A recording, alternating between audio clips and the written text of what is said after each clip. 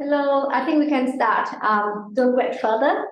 So, distinguished guests, ladies and gentlemen, and participants from around the world, a warm welcome to this webinar Circular Economy series. My name is Bing Bùi Hòa Bình. I'm a program officer on partnership for sustainable development of UNDP in Vietnam. And I'm very honored to be the host today. So please stay with me for the next 2 hours.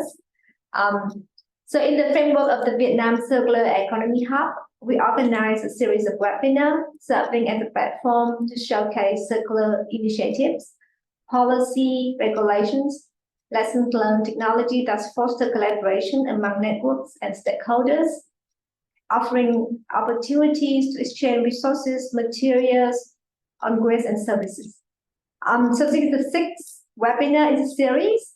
With the title Unlocking Value for Waste in Circular Agriculture. Unlocking Value for Waste in Circular Agriculture. That is the title of this webinar. So the Vietnam Circular Economy Hub is a joint initiative developed and composed by UNDP and the Institute of Strategy and Policy on Natural Resources and Environment is FONRE under MONRE, the Ministry of Natural Resources and Environment. And for those who have not know about the platform, you can find more information via the link in the chat box that you can see now.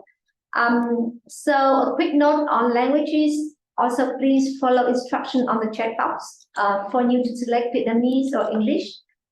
And also, please change your name, starting with the name and then organization.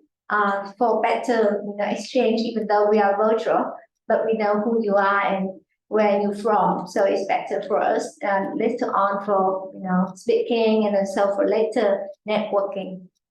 So without further, let's start it. So for today, with this 6th webinar, we are honored to have welcome speakers and panelists. The first one, Dr. Torsten Sommerring, researcher, circular economy and waste management from the International Water Management Institute. So can you raise your hand, Mr. Dawson?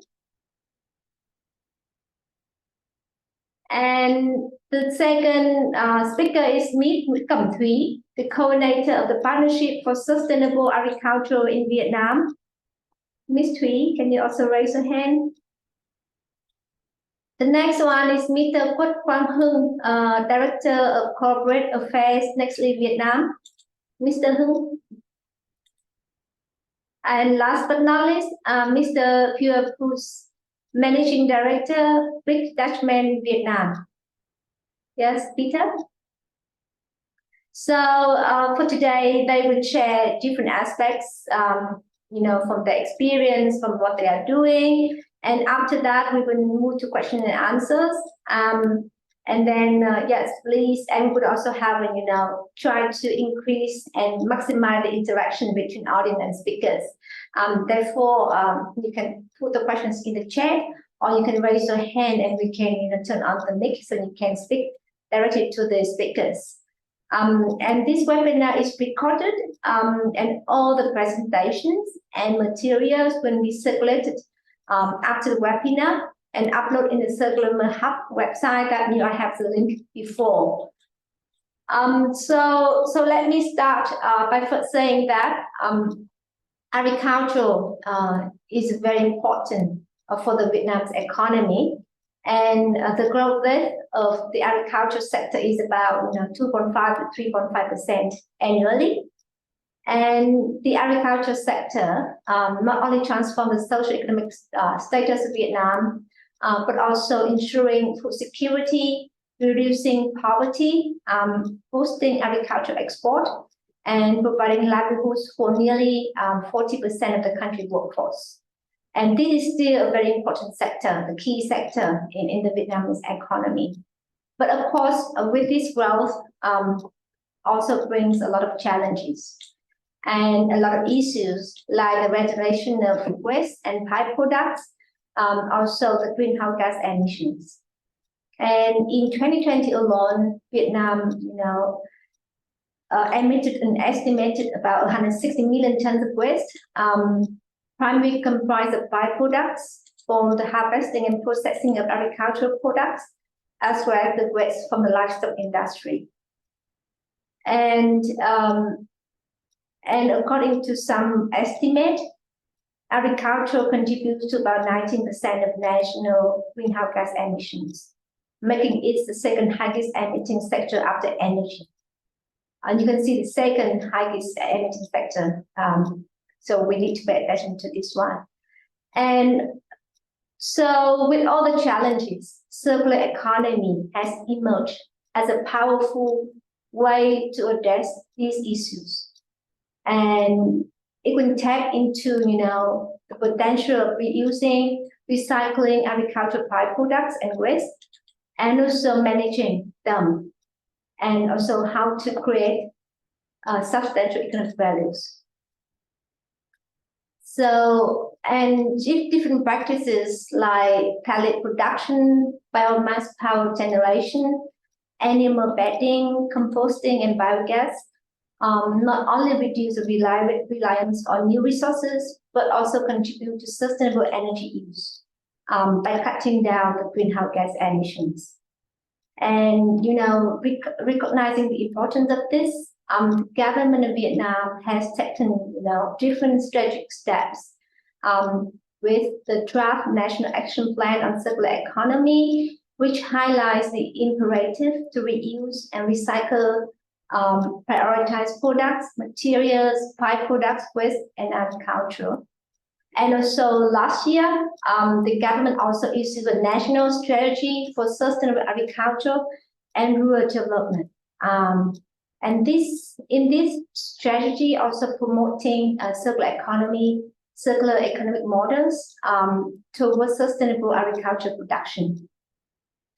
And another very important document with high commitment from the government of Vietnam is the national determined contributions to the United Nations Framework Convention on Climate Change.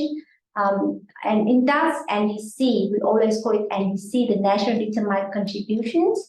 And the NDC also emphasizes the need for solutions to treat and reuse byproducts and waste in agriculture and livestock production.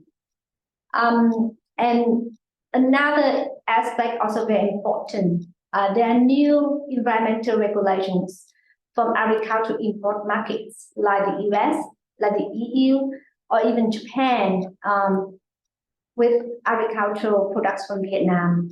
This reaffirms the needs of sustainable agricultural production if you want to export the products to overseas markets. So with that, throughout our session today, we not only discuss the critical aspects, but also explore some successful showcases of circular business models and cutting-edge technologies. And these examples highlight innovative ways to, valorize use of waste and byproducts, extending the value chains. The aim is not just manage waste, but to increase the values from the waste, and finally contributing to a more sustainable and efficient agricultural sector. So it has been long, so I don't take further time from speakers. Very honored to have you here today. And as I said earlier, we have 4 speakers today. And now let's start with the first speaker, Dr. Dorsin Sommerin, an expert in the field of circular economy and waste management from the International Water Management Institute, IWMI. And we are very, very pleased and very delighted to welcome Mr. Ren today. And as UNDP and IWMI are about to kickstart a new partnership to train farmers into 2 value chains, coffee and rice, in adopting circular practices. So on behalf of UNDP, allow me to extend our sincere appreciation to IWMI colleagues for this meaningful collaboration. So Dr. Dorsin is developing holistic, climate-smart, circular, nature-based solutions to transform the future of water and food security. And she has been carry out many researches and many publications in circular economy. So welcome you, Miss and Dr. Dodson. The floor is yours. Okay, first, thank you so much, Bean. I hope you can hear me well. So I'll try and share my screen. Yeah, we can hear you well, and please share. And we also see the screen as well. Okay, good.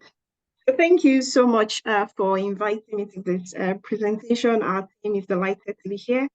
And I would like to say good morning to everyone. Good morning, good afternoon, because I'm in the part of the country. It's morning here. One of the things that our research is focused on as a water management institute, we look at water pollution.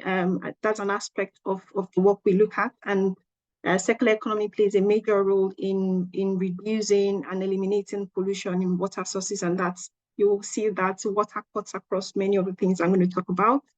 My presentation today is on creating value from agro-waste and byproducts through circular economy innovations.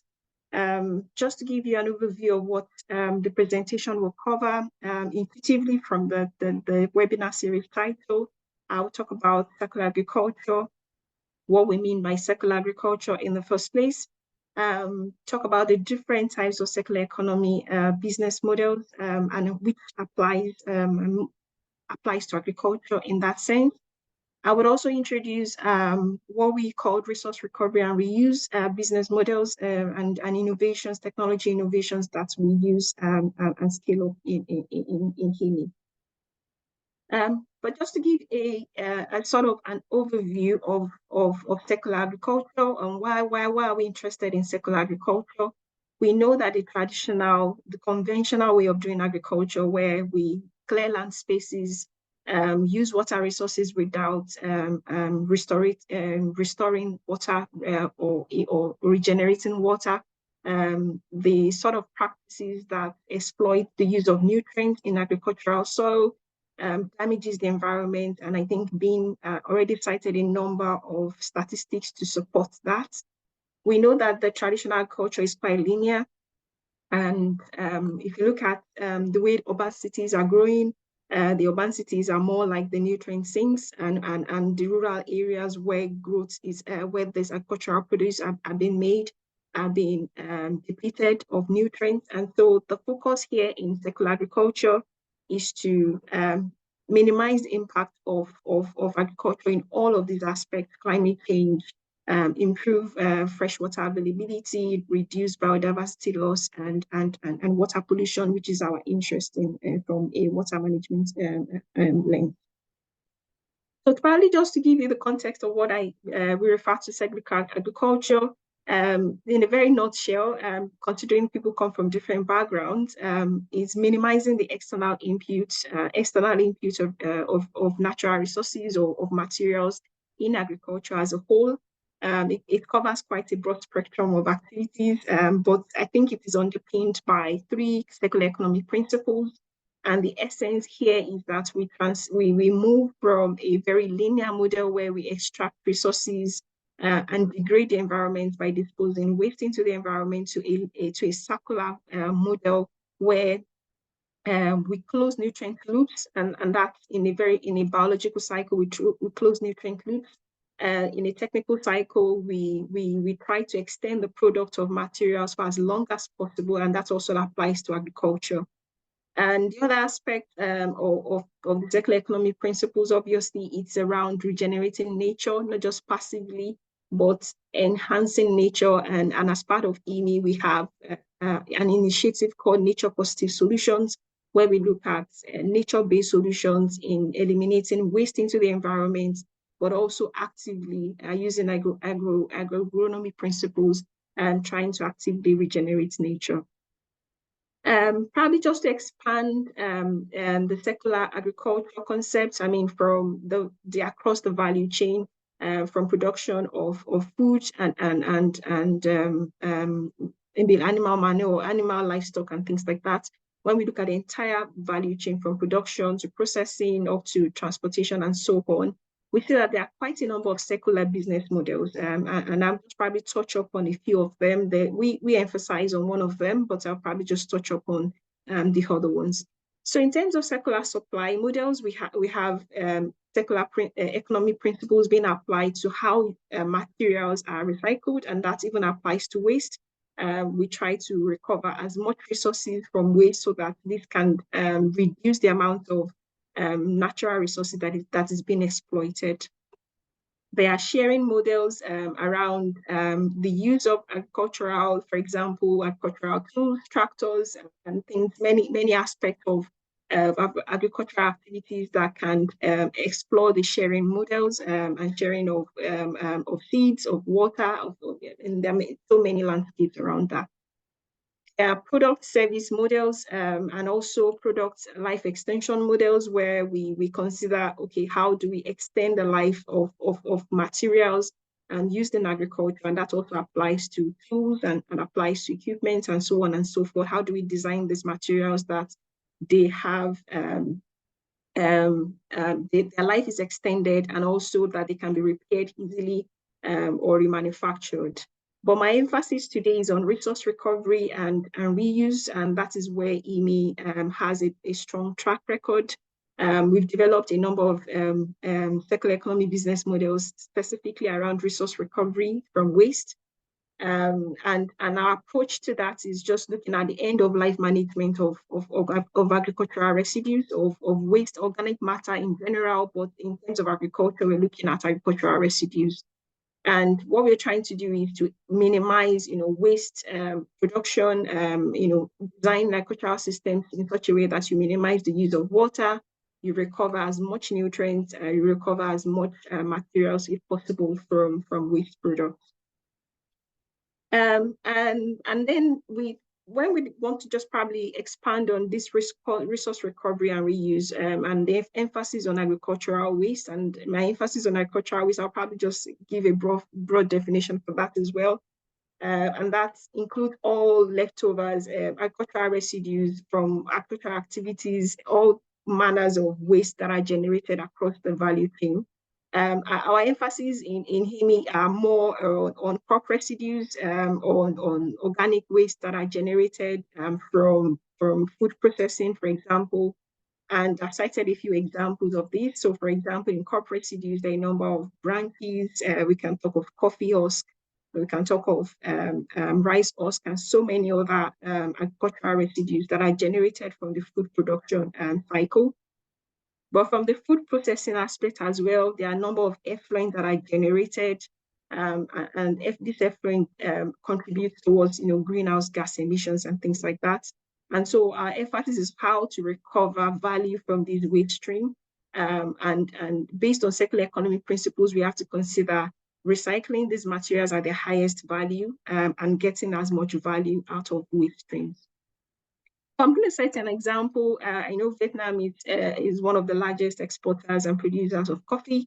And based on our collaboration with UNDP, we're looking at processing coffee waste. And if you look at the food, the production cycle or the value chain for coffee production itself, we see that there are many agricultural waste produced along the value chain.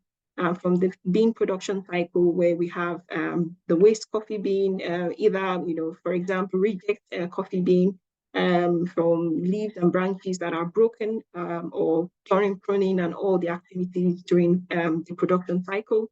And we can also consider the processing cycle as well, where we produce, depending on the kind of processing method, whether wet or dry. There's coffee husk, there's a lot of effluent generated in a wet process. If we consider also the consumption aspect of it, and we know that across the world there's quite a lot of consumption of coffee, I think around 2 billion coffee consumed every day, and about 2 million tons of coffee waste generated, and that includes packaging waste. And we need to explore how do we actually use all of this waste in such a way that we minimize waste pollution into the environment, we extract as much resources from these waste products and put that back into agriculture or into other sectors of the economy. And then we consider how do we actually ensure that we are growing coffee in a sustainable way. That's probably just a summary of resource recovery in that sense.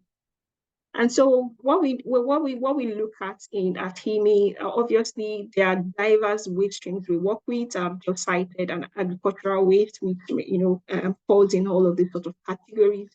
But we also work on wastewater and diverse waste streams. But we know that aside having diversity of waste, we also have diversity of technologies that can be used for converting this waste. But the end goal is that we want to come to this space where we derive value from it. And the value-added product we're referring to could be tailored for water for reuse, and that could be, water for agricultural reuse or water for fertigation. That could be, recovering nutrients from compost, from digestate, from anaerobic digestion plants and things like that. That could include, energy recovery, either using bio-oil or biogas or briquette fuel, which are solid materials for energy generation, and that could be heat or for electricity generation. And finally, there are also other technologies we appropriate for producing protein or nutrients for fish supplementation or their feed formulation, and so on and so forth. I'll probably just cite some few examples of all these individual technologies or approaches that we use at HIMI and some of the case studies in different countries.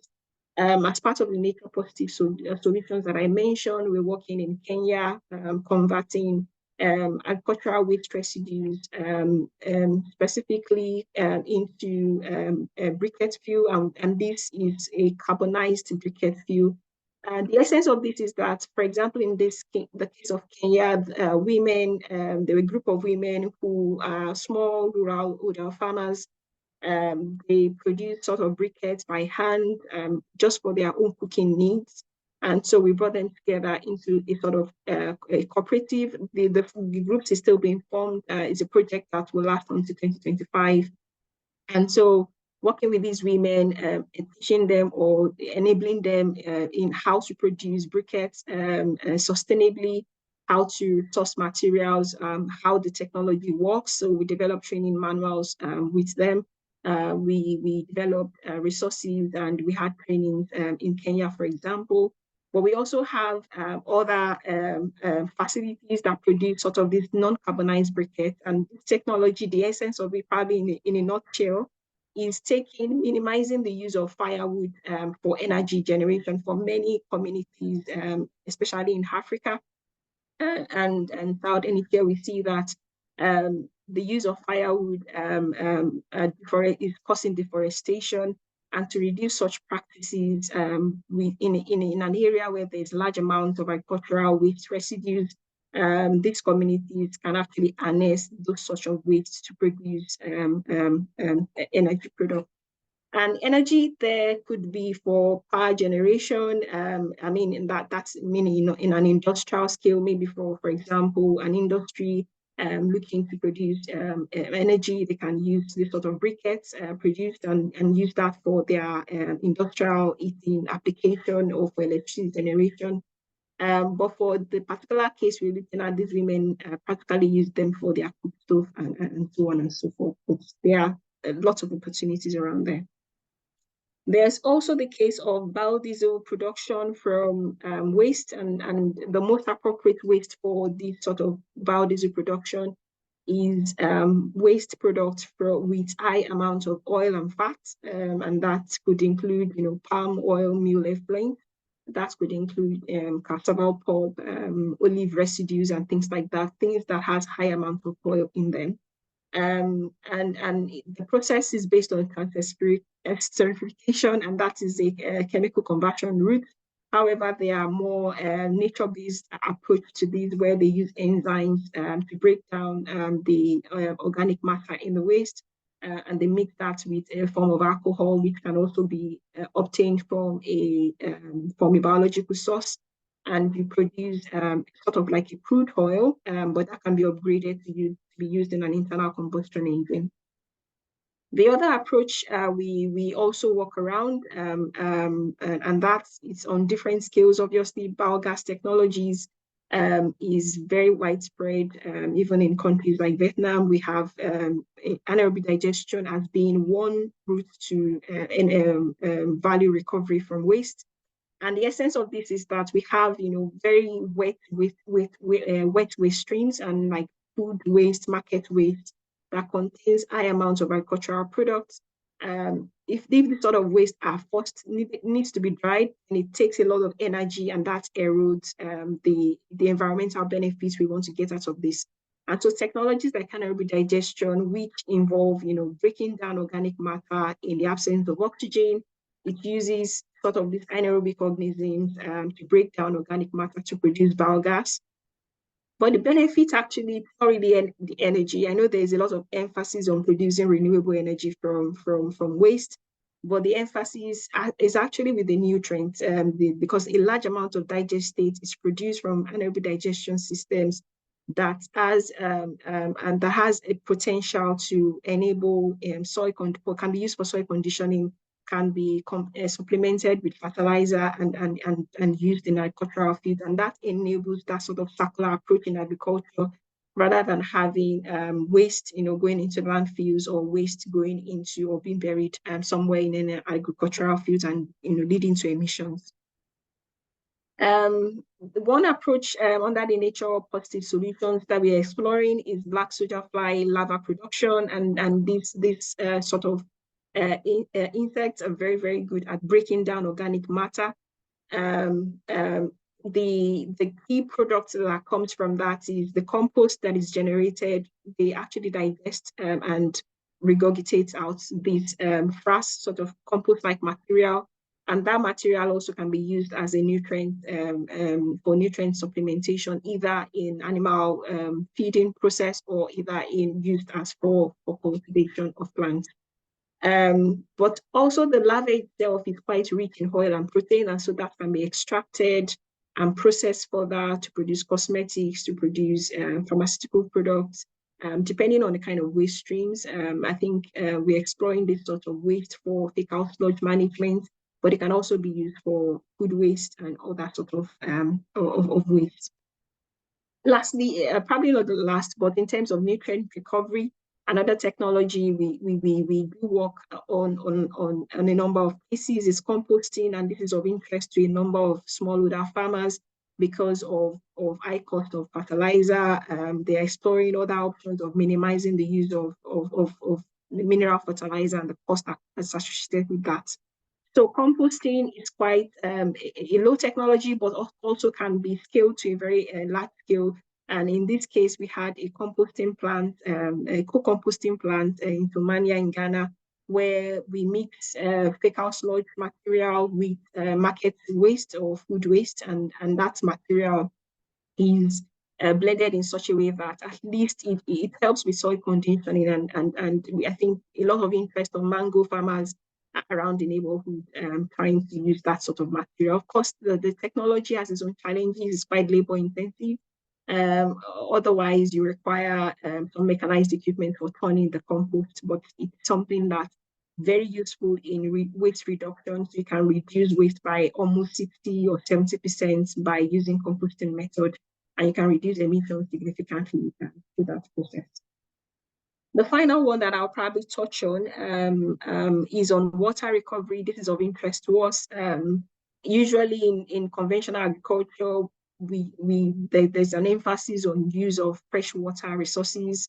However, many nutrients are present in agricultural waste that can be used for fertigation. So rather than having fresh water mixed with fertilizer, you can have wastewater from agricultural residues or effluents being constituted in a way that it can be used directly for fertilizing plants and used in aquaculture and so on and so forth. So, but obviously that sort of technology requires a bit of careful thinking around waste treatment, what sort of waste is being used in treating that waste stream. So probably just to go back to the original content where I talked about coffee production, so that probably just across the value chain, We see that there's opportunity to recover nutrients, either as compost, recover water from the effluent for fertigation. We can think around energy products, voucher, briquette fuel, even biogas. If we consider the spent coffee ground, they can be fed to black soldier flies, and we can obtain nutrients. And any of these carbon materials can actually be, and there are very good examples of this across the world, where spent coffee grounds are used for textile production, a company using it for Jane's ink, and that's a sustainable source of producing ink for printers. There's a lot of emphasis around producing porous organic materials, specifically for wastewater treatments, and this sort of voucher can be used for that. There are companies looking at using spent coffee grounds, for example, for producing plastic and cosmetics. So there are quite a number of spectrum of products that can derive from agricultural waste, and I think that's the summary there. Obviously, with waste, there are lots of other considerations. So it's probably a lot of assumptions that there's a lot of waste and we can use all of them. But in the real case where we've worked on, usually there's competition for resources. So farmers sometimes use some of this waste for mulching. For example, the leaves and the branches, they use them for mulching.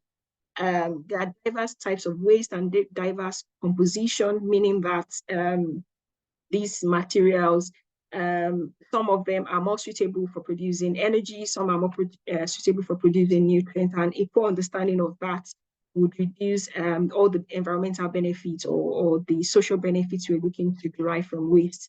Depending on the organic waste stream, there are risks also to health if it is purely managed. There are costs associated with transportation, if the distance between the waste source and the processing plant is quite far. So we do develop business models around this, trying to advise farmers on how to source the right waste, look at availability of waste, not just only temporarily, considering, okay, the waste is available from this particular farmer, but is it available throughout the year? Is it available? Is it spatially available very close by and can be collected? Is the waste resource cheap to collect? Is it available freely, or there needs to be an agreement? And there's a case study, I think in Ghana, where we set up a PP partnership, public-private partnership. And one of the challenges that that particular company had was actually sourcing waste. Even though there was quite a lot of waste in the environment, there was a competitor who collects the waste and use it for something else. And there also may be requirements around land and water, and we need to also consider the other factors like finance, access to finance, the training capability or training or awareness of those farmers for those technologies. So we work across those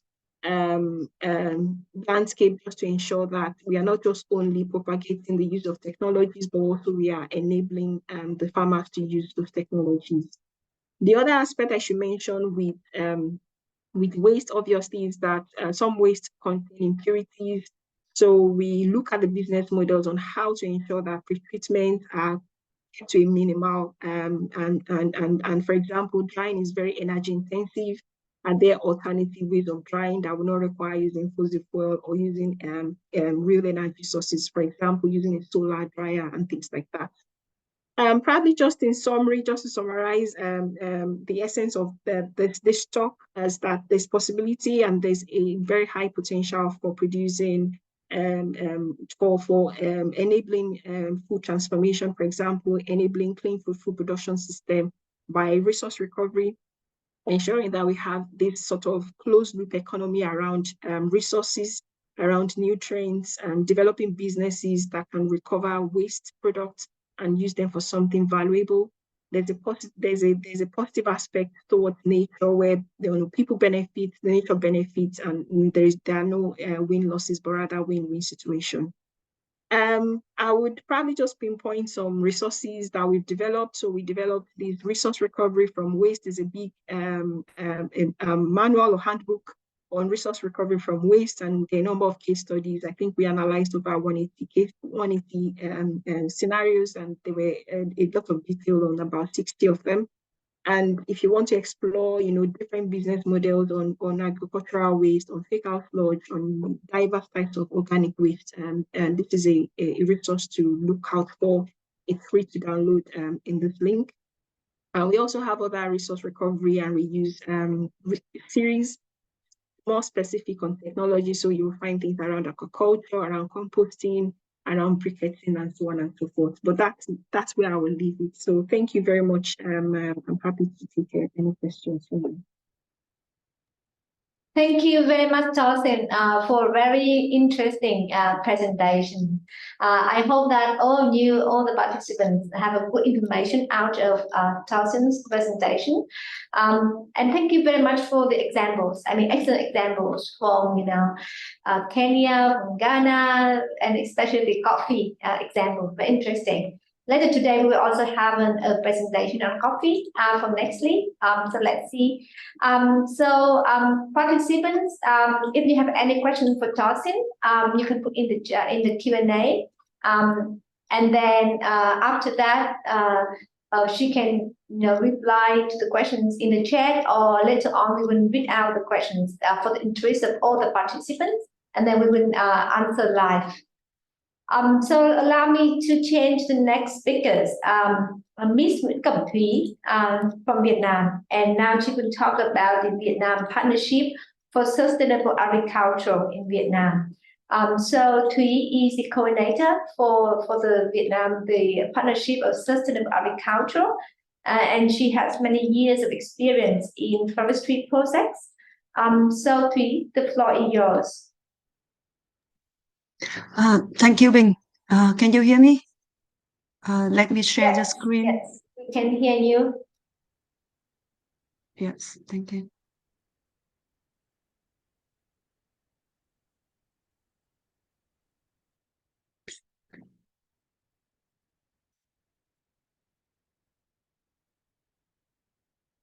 Sorry. What's you sharing?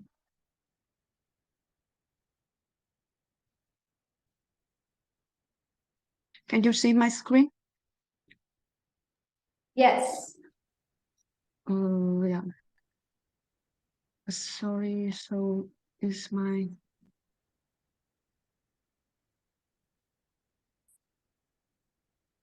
Yeah, thank you.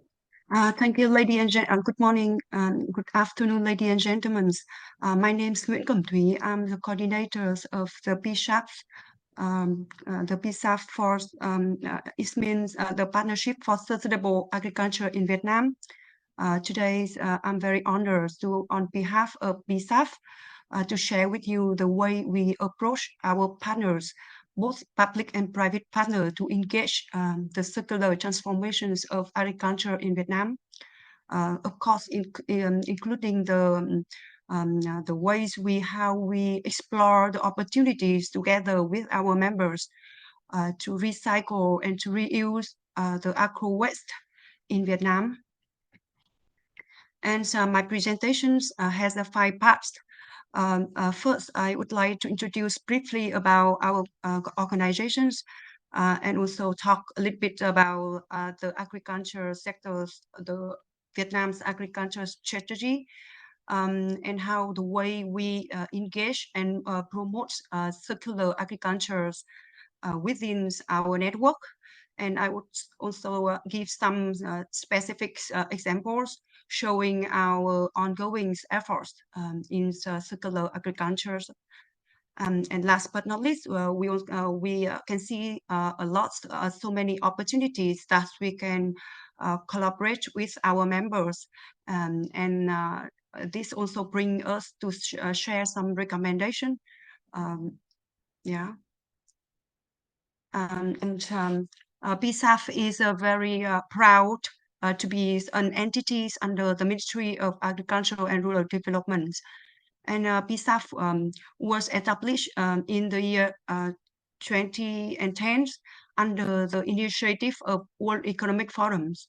And our duties is to serve MARDs, the military, to reduce 20% of poverty, increase 20% of productivities, and decrease 20% of emission.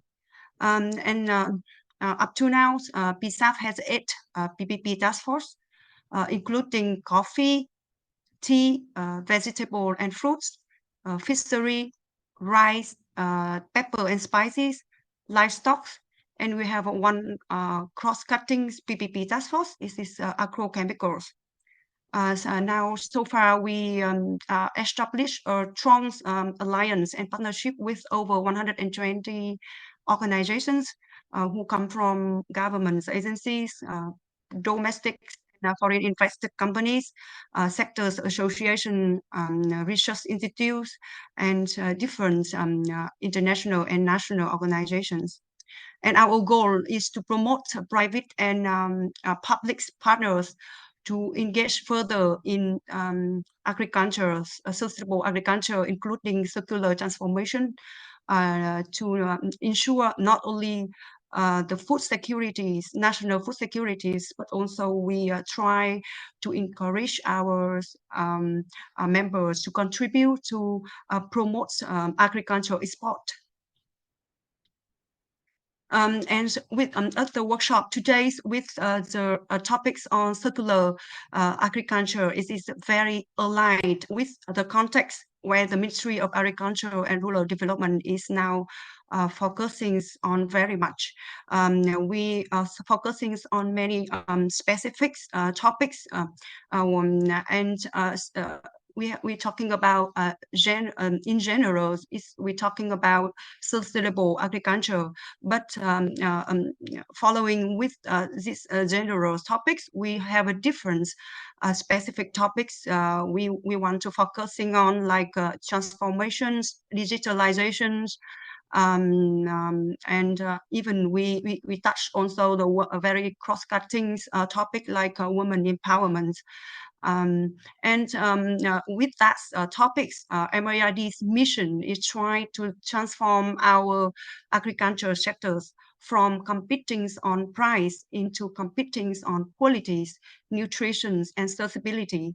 And we also transform our sectors from markets, common markets, into niche markets with high quality specialties and sustainabilities, and transform from individual export company into a strong alliance to make sure we can develop a strong supply chains, and transform from single sectors, single values into the integrated multi-values.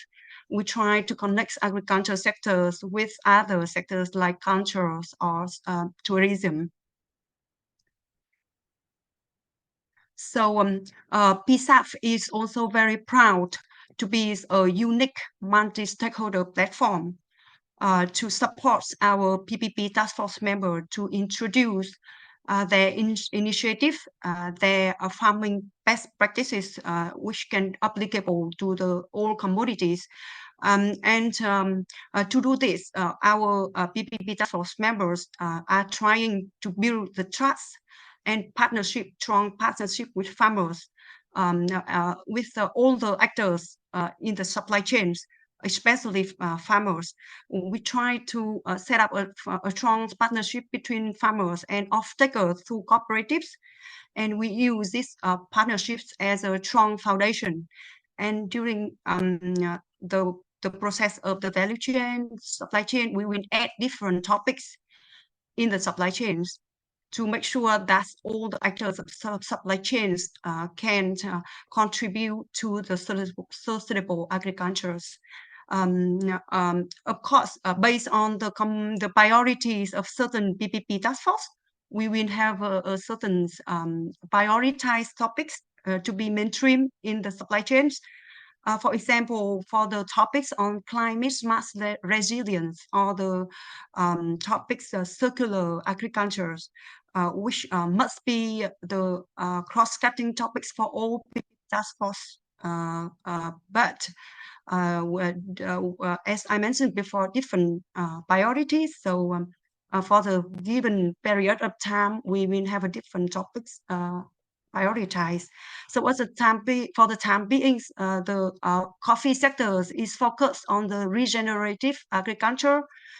For the topics decarbonization, it is a top priorities for livestock and rice sectors, and for the digitalizations. It is a cross-cutting topics for all the commodities. However, at the time being, PSAF decided together with our partners to just pilot digitalization in the forest, in the rice sectors. To pilot this topic in the rice sectors to support our farmers to access to the microfinance, and hopefully we can have the successful business case for rice, and we can expand to another crops.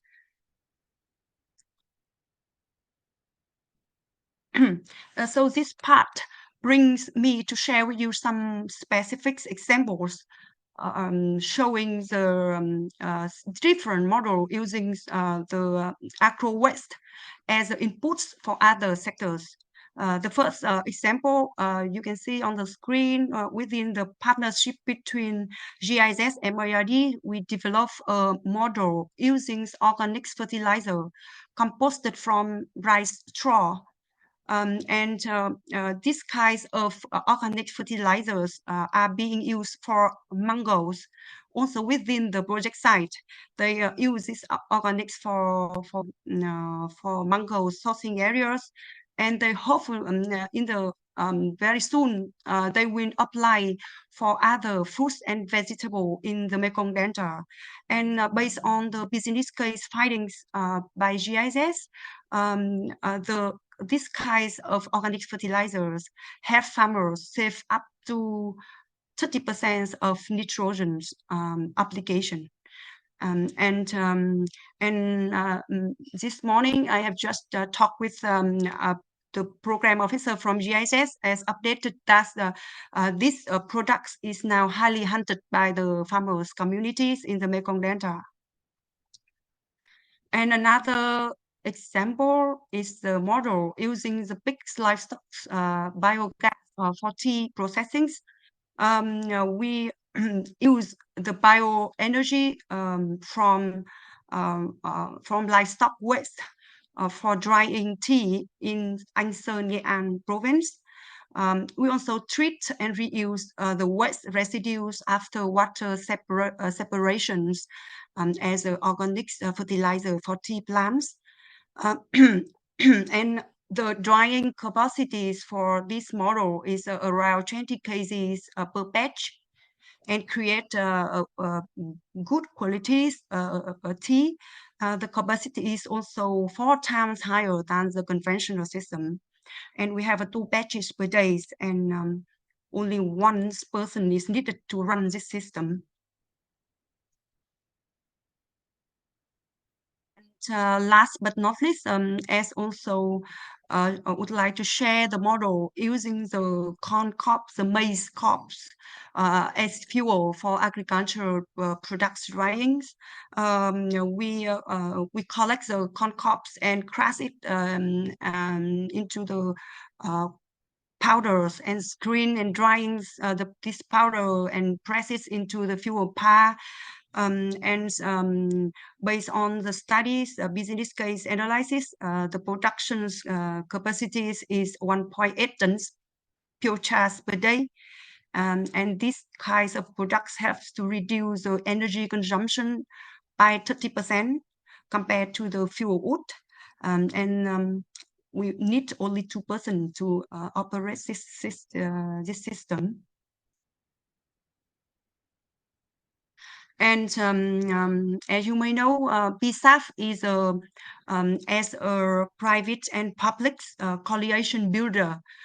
We are aware of our very important role in collaborate with our members and convince and encourage them to minimize the waste by reusing and recycling the materials. As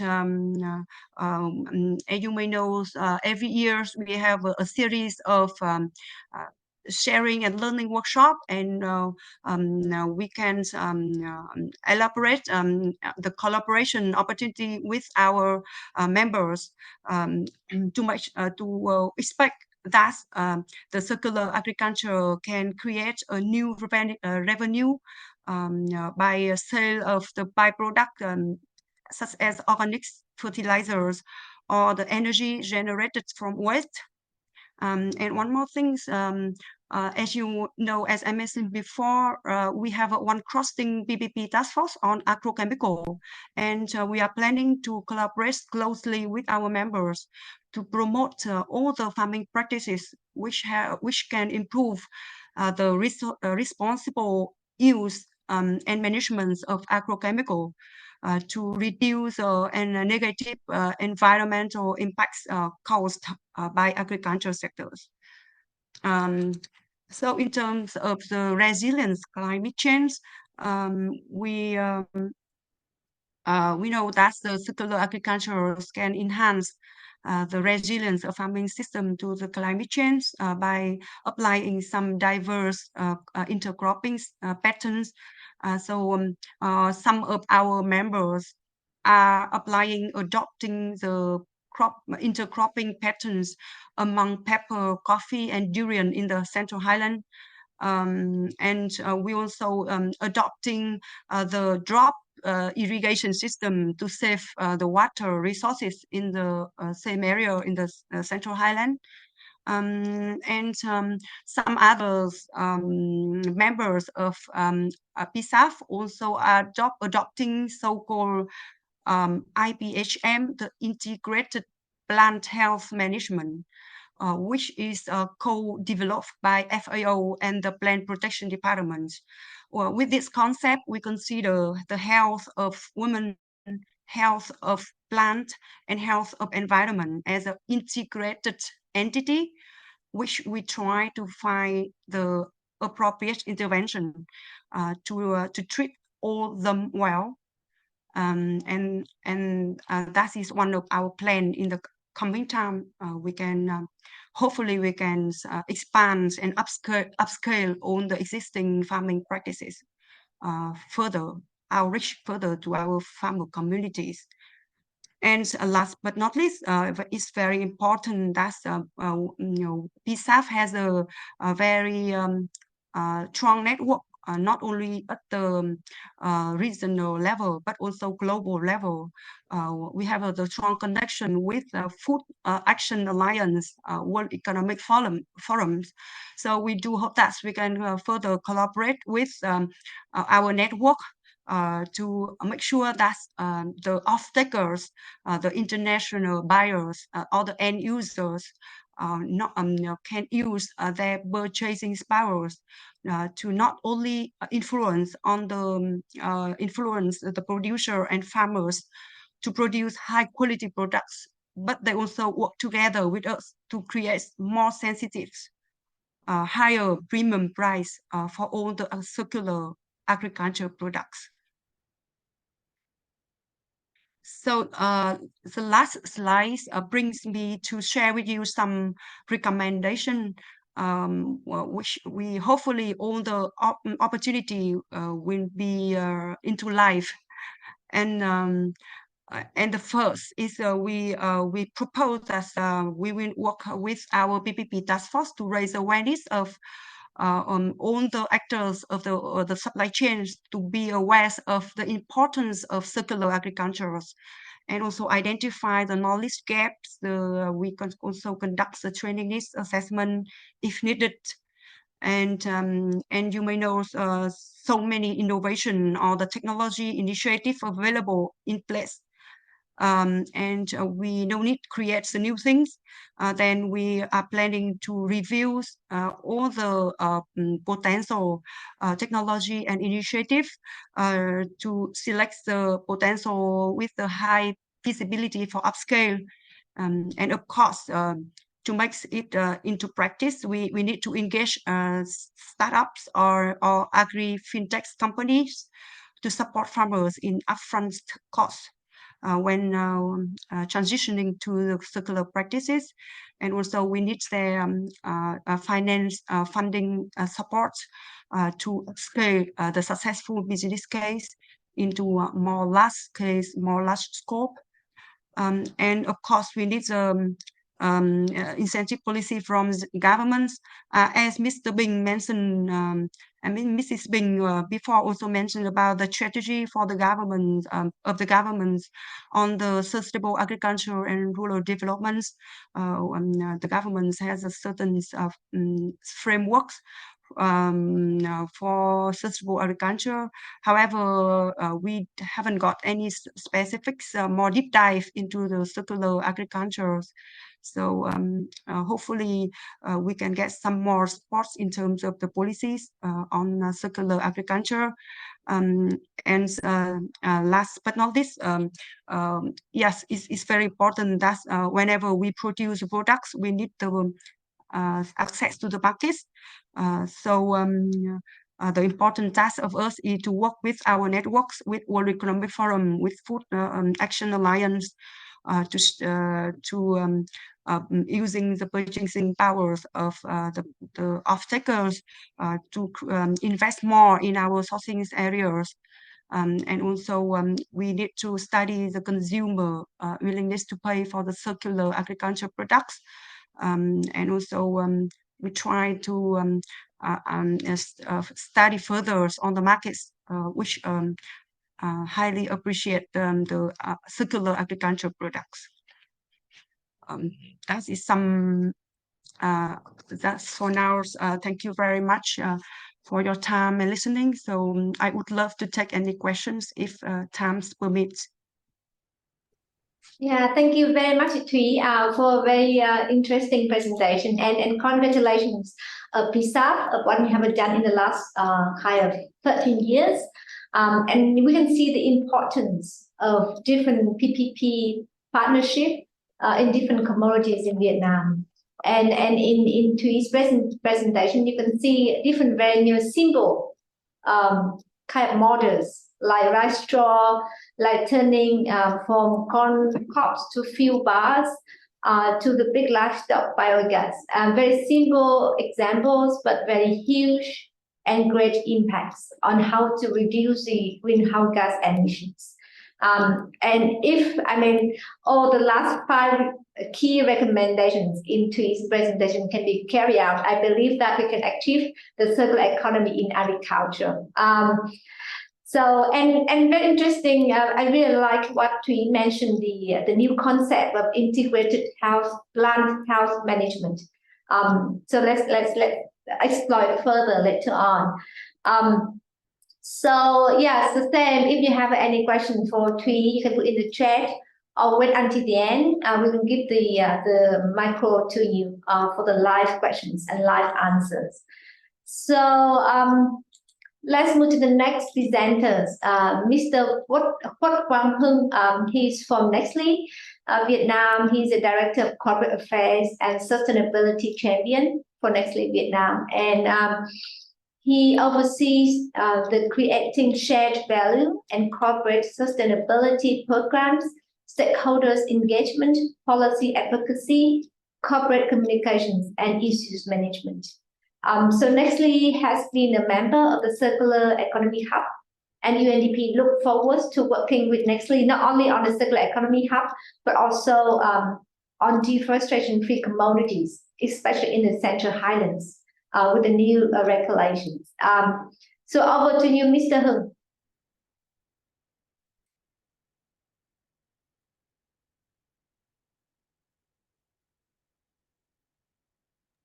Yes, thank you. Can you hear me? Yes, we can hear you. Okay, so great. So thank you very much. Good morning, good afternoon, everyone. So it's my pleasure to be here today to present and share our story from Nestle Vietnam. Also it's our great pleasure. We are not just a member of Circular Economy Hub, but also we are the co-chair of PSAF together with the Ministry of Agriculture and Rural Development, and also together with Ms. Thuy. So we have been also driving various sustainable agriculture and regenerative agriculture initiative in Vietnam. I think that in the sake of time and also in the sake of audience, so whom I see mostly are Vietnamese. So then I will present in Vietnamese with the slides in English, and I hope that it would be okay for all of you. Well, actually, my presentation will include several bài trình bày của tôi sẽ gồm có một số những cái phần sau. Thứ nhất thì tôi sẽ trình bày một chút liên quan tới Nestle Việt Nam, liên quan tới cái lời cam kết về phát triển bền vững. Sau đó thì tôi cũng sẽ điểm qua một đôi nét liên quan đến cái chuỗi giá trị bền vững về cà phê, cũng như là cái mô hình từ gạch từ hạt cà phê tới gạch không nung, và cùng với đó thì tôi cũng sẽ trình bày về cái vấn đề liên quan tới tuần hoàn nước ở trong chế biến cà phê. Một đôi nét về Nestle ở tại Việt Nam thì Nestle có mặt ở Việt Nam từ năm 1995. Hiện nay thì Nestle Anh cùng với ơi, anh giúp share màn hình nhé, anh cho màn hình full đi ạ, vì anh chưa chạy slide. Anh thế à? Ok, sorry, anh không biết là Hiện tại đang nhìn thấy màn hình của anh rồi, nhưng mà đang nhìn thấy bài trình bày không phải ở full mode. Đấy, ok. được chưa em? Được rồi ạ. Ok, sorry. Rồi, nói tiếp một chút, tức là ở Nestle ở tại Việt Nam thì có mặt từ năm 1995, và cùng với cả La Vie thì là tập đoàn Nestle thì có hai cái pháp nhân ở tại Việt Nam. Cho đến nay thì Nestle có 2.800 nhân viên cũng như là 6 nhà máy ở khắp cả nước. Hàng năm thì Nestle thu mua quãng độ khoảng từ 700 triệu cho tới 800 triệu đô la tiền cà phê, và Nestle cũng là đơn vị thu mua cà phê, một trong những đơn vị thu mua cà phê lớn nhất ở tại Việt Nam. Nestle thì trong nhiều năm vừa qua thì Nestle cũng rất là tự hào, cũng đã được bầu chọn là một trong những cái nơi làm việc tốt nhất ở tại Việt Nam, và trong 2 năm liên tiếp thì Nestle cũng được bình chọn là cái đơn vị bền vững nhất bởi VCCI cũng như là Bộ Lao động Thương binh Xã hội cũng như Bộ Tài nguyên và Môi trường. Đối với cả Nestle, tập đoàn Nestle thì cách đây độ khoảng gần 3 năm thì tập đoàn Nestle cũng có một cái lời cam kết là liên quan tới bền vững. Nói một cách rất là đơn giản thì tiếng Anh thì chúng ta nói rằng là to advance regenerative food system at scale. Tiếng Việt thì có thể nói rằng là thúc đẩy các cái thúc đẩy các hệ thống thực phẩm tái sinh ở quy mô lớn. Tại sao lại là cái lời cam kết này? Thực ra Nestle, tập đoàn Nestle cũng là một đơn vị đi đầu về thực phẩm trên thế giới, và chúng tôi tin tưởng rằng là cái sức mạnh của thực phẩm nó cũng sẽ giúp mang tới cái chất lượng tốt hơn cho cuộc sống tốt hơn cho các cái thế hệ hôm nay và mai sau. Thế thì đối với cả các hệ thống thực phẩm, ở đây muốn nhấn mạnh là các hệ thống thực phẩm tức là tất cả những cái tác nhân, tất cả những cái mắt xích chuỗi, cũng như là những cái gọi là vai trò mà đóng góp ở trong toàn bộ cái chuỗi giá trị của chuỗi thực phẩm.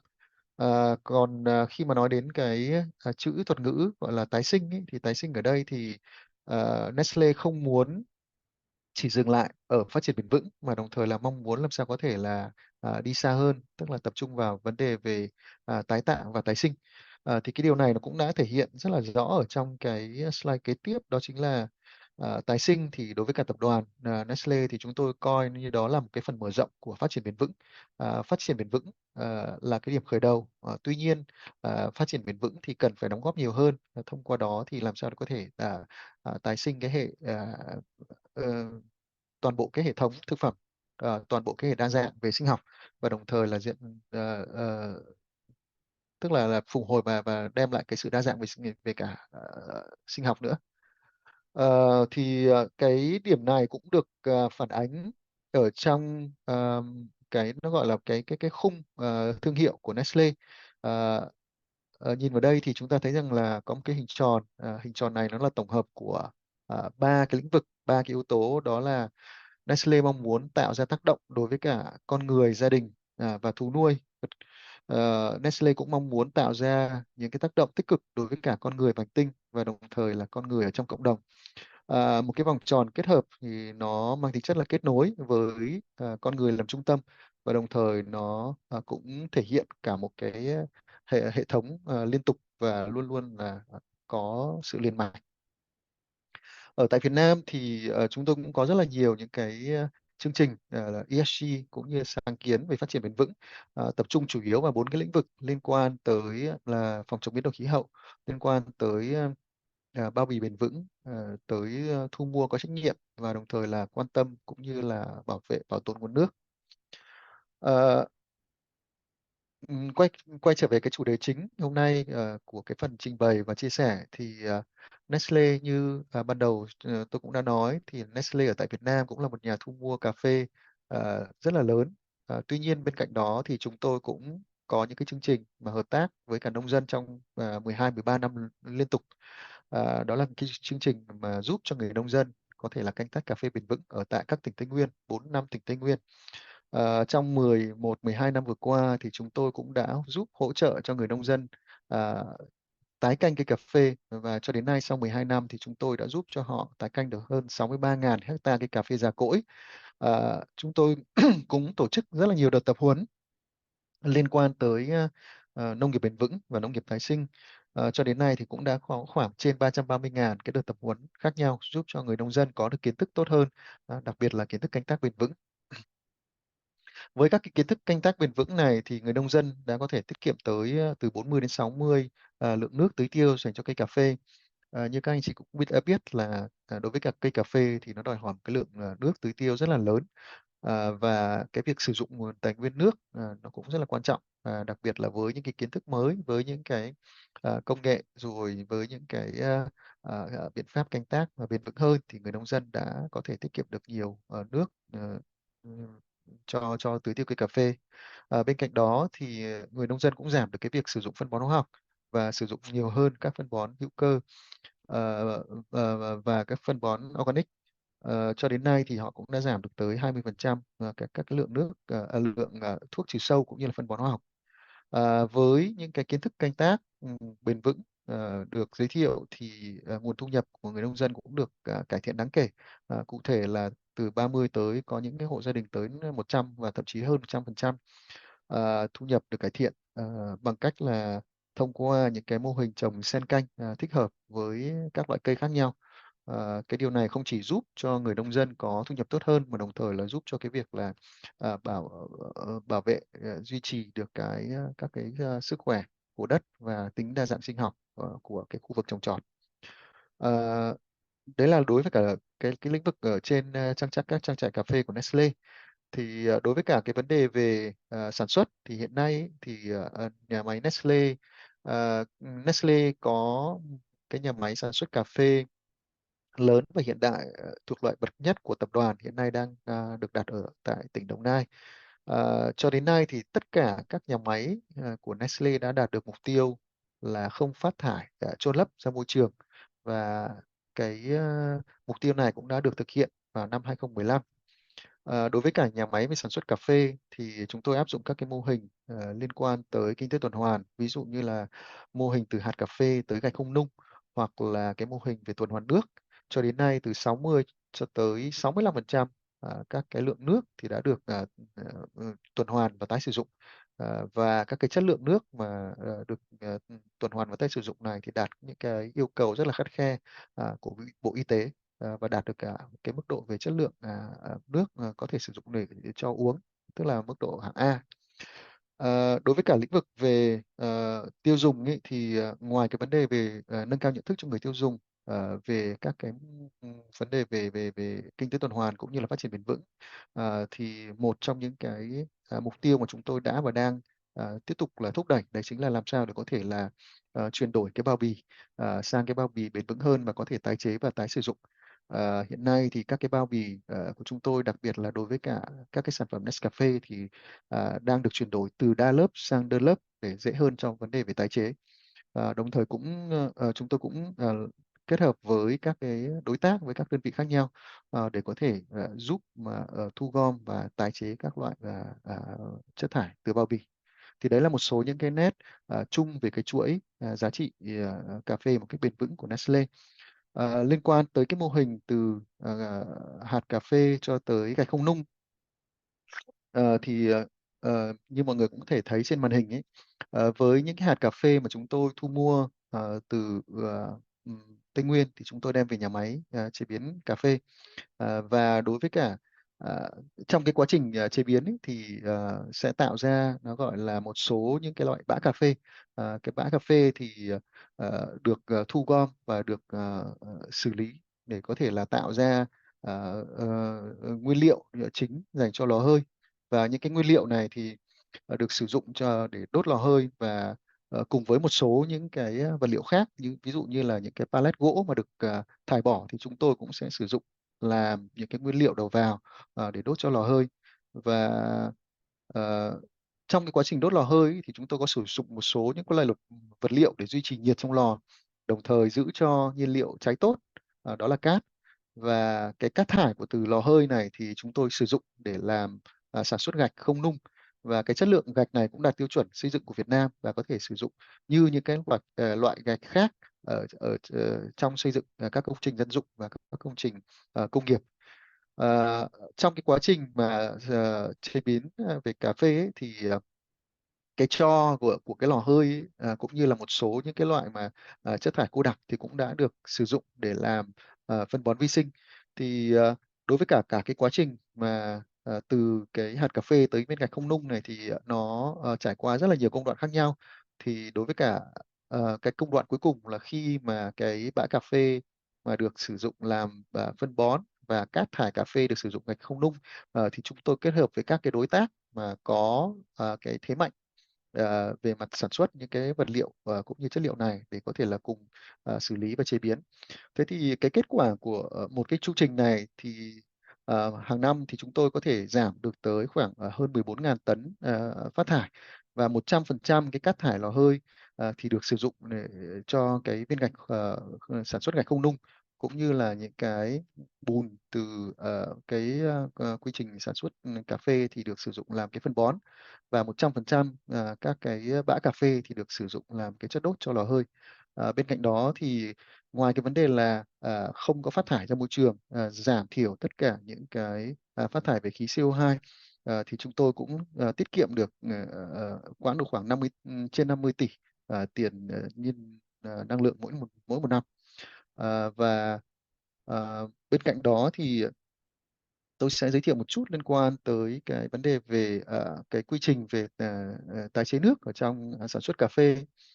Thì nước ở đây thì nước thải thì từ các cái dây chuyền thì sẽ được đưa vào qua bộ lọc và xử lý bằng các công nghệ sinh học, cũng như là một số những cái công nghệ màng lọc và xử lý thẩm thấu ngược.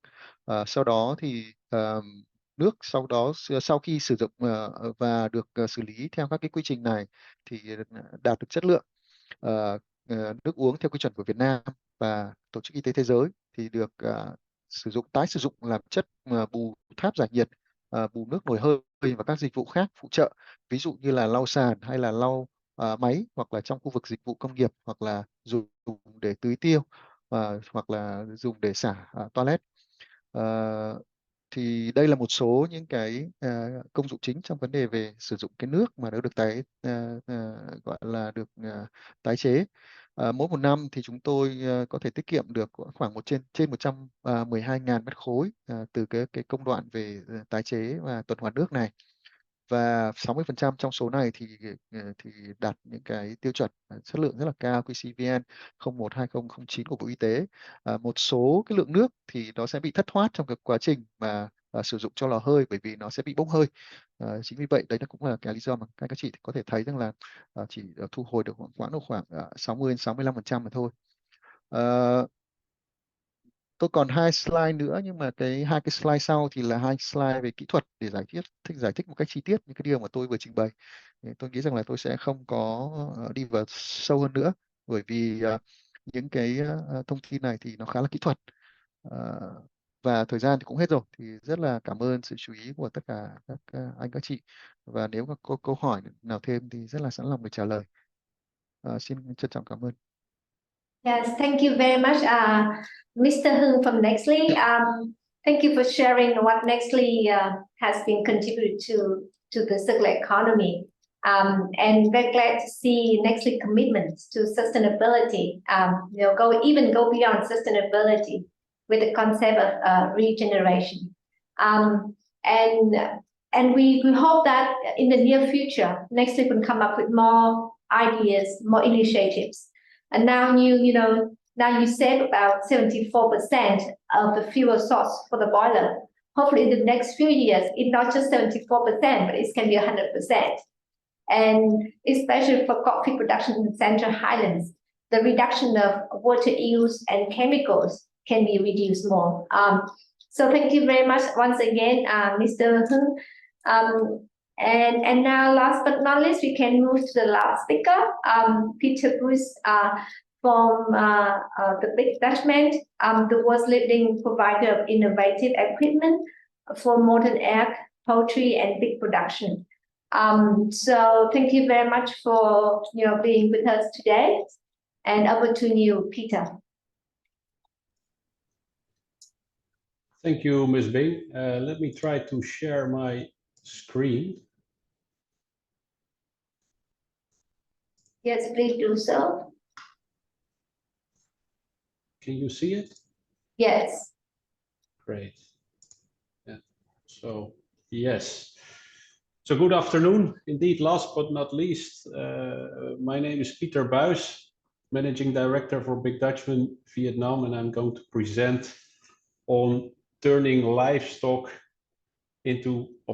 waste into profits towards circularity and decarbonization.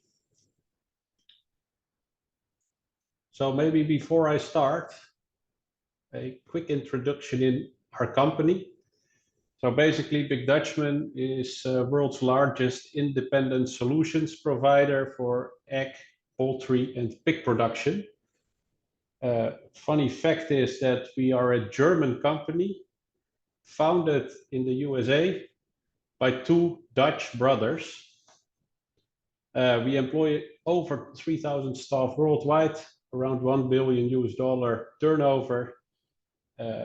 Headquarters in Vechta, Germany, nearby Bremen. And here in Asia Pacific, we have a headquarters for the Asia Pacific region in Kuala Lumpur, Malaysia. Here in Vietnam, we have around 60 people, 50 in Ho Chi Minh and 10 in Hanoi. And recently, we also are active in insect solutions, so farms for insects. So I think in the first presentation by Dr. Tosin, she was referring to black soldier flies. Now, basically, we can provide the farms for those black soldier flies. And we are also active in the greenhouse business. So for crop and flower growing activities. So what do we see with our customers? Actually, our customers have a huge manure handling problem. So that is actually our customers' main issue. So with that handling problem, there are storage and transportation issues. Basically, there is wet manure, which basically makes it difficult to transport and store it. And there are also a lot of costs associated with it. Now, if we then come to the neighborhood and community, of course, manure or animal waste comes with smell and odor issues, and it also attracts a lot of insects. So the impact environmentally is mainly on the runoff of valuable nutrients, greenhouse gas emissions, and sometimes also water contamination. And the good thing is that here in Vietnam, there is quite a lot of law enforcement, where also the earlier speakers were referring to from Vietnam, to make sure that this problem is solved. But in order to solve the problem, there also needs to be awareness and proper handling knowledge. So basically, our customers came with this problem, and then we sat together with our customers and said, okay, how are we going to solve that? But before I go into that, okay, maybe a little bit of an overview on the livestock farming carbon footprint. So this is data from McKinsey in 2020, and there you can see that agriculture, forestry, and land use change is contributing for 27% to the greenhouse gas emissions. Now, if you look at that orange piece of the pie, then you see that 8.3% is enteric fermentation. That's basically cow livestock industry. Sorry, it's not 8.3%, it's 8.3 gigaton. 2.1 gigaton is for rice cultivation. So due to the cultivation process, a lot of water is being used, and that water is basically starting an anaerobic process which emits greenhouse gases. And then number 3, 1.8 gigaton per annum is basically manure management, and that's where, yeah, I will talk a little bit further on.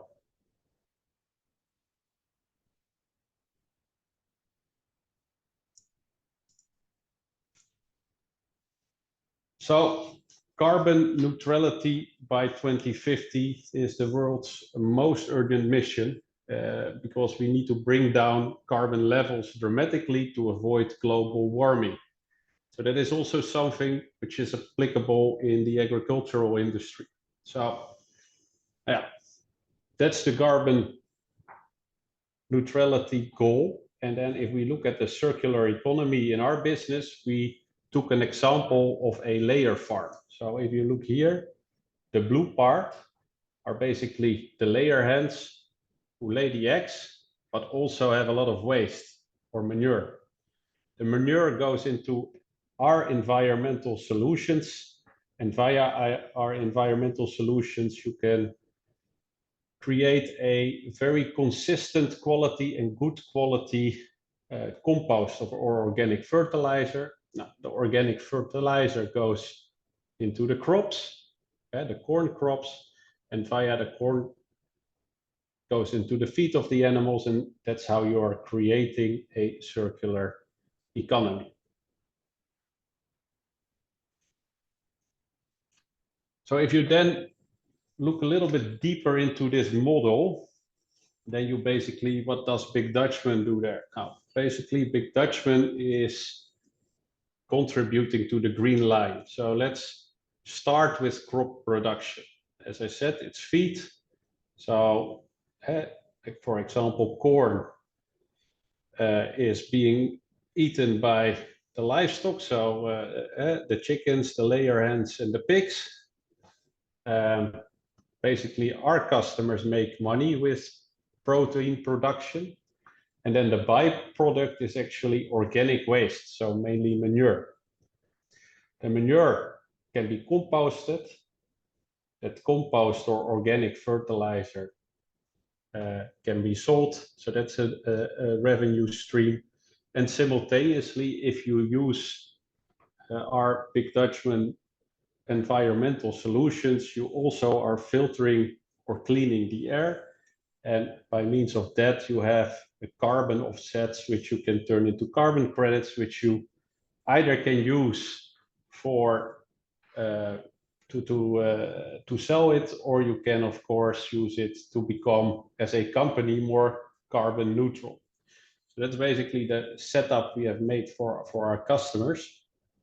And the carbon credits, if you look at it from a circularity point of view, of course, can be used by energy companies or synthetic fertilizer companies who can then emit carbon again. So what is then the value proposition to invest in our manure treatment solutions? Now, it's basically to get rid of the waste. I think I already heard a lot of speakers talk about this. So we turn, on the one hand, we turn waste into profits, but also we make sure that there is zero waste. So to start with waste to profits, that's contributing to our customers' business sustainability. So they can make additional profit without negative impact. They have a minimal footprint, modular and a compact system, and long-term business growth. Now, and simultaneously, they also contribute to zero waste. So that's environmental sustainability. So nutrients are being recovered, the so-called NPK values, where other speakers were also referring to. Organic fertilizer, soil revitalizing, and also clean air. We then go to the next slide. This is a little bit what a ideal layer farm would look like. So basically you start here at the layer house. So you have the layer hens. The layer hens produce eggs. So the eggs are going into the egg room. And from the egg room, it goes to consumption to the supermarkets, the hotels, etc., etc. And then the manure goes via a conveyor system into our so-called optiplate or optisack, where the manure is being dried. Then the dry manure goes into a composting tower.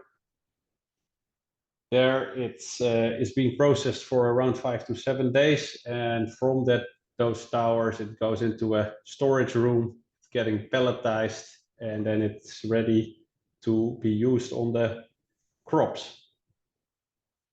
So basically, directly or indirectly, this kind of layer farms contribute to 8 out of 17 of the Sustainable Development Goals of the UN. Of course, zero hunger is a very relatively logical one, but also if you look at responsible consumption and production, as I earlier highlighted, it is contributing to a circular economy again.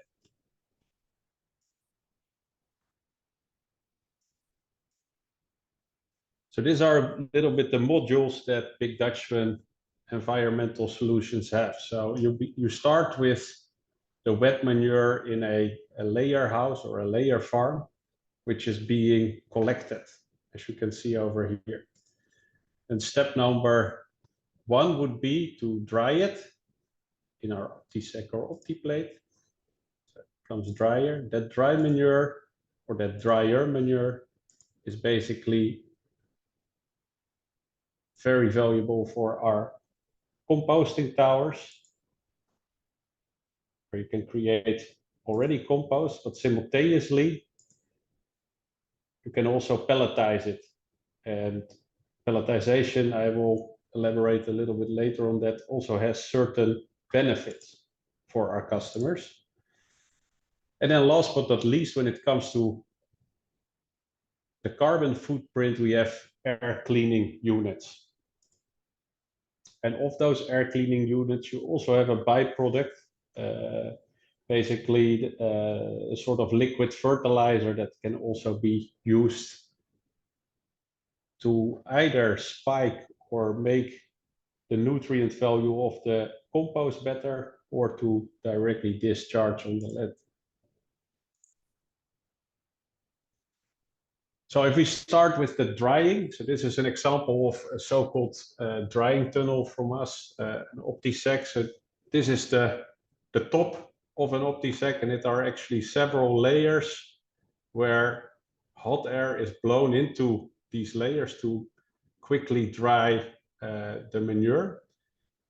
And the reason why we are doing that, because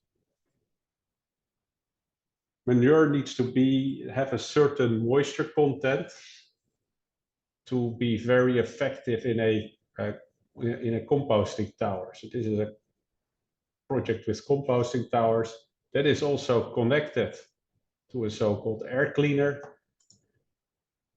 And then last but not least, you can, or our customers can choose to pelletize it. What is the benefit of pelletizing it? It's basically making the pellet or the compost more compact, so the volume is reduced, and it's easier to pack and easier to apply on the land. Sometimes you have countries with a lot of wind. If you have the somewhat dusty compost, and the wind comes, then of course it's blown away. With the pellets, you don't have that issue.